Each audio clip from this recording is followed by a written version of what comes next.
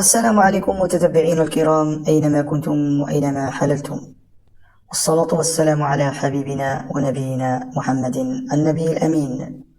لكل عشاق مستديرة ومتتبعي المنتخب الوطني المغربي، ستجدون تفاصيل وتوقيت مباراة المغرب والكونغو برازافيل في هذا الفيديو.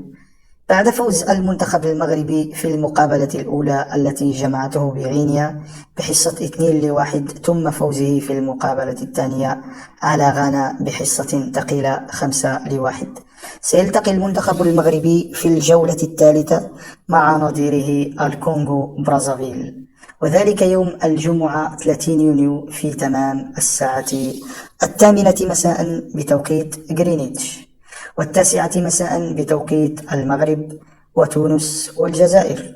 ومن المنتظر أن تنقل المقابلة على قناة بي إن سبورت القطرية HD4 والقناة الرياضية المغربية أو بما يسمى TNT. ودمتم في رعاية الله وحفظه، والسلام وبالتوفيق للمنتخب المغربي الوطني.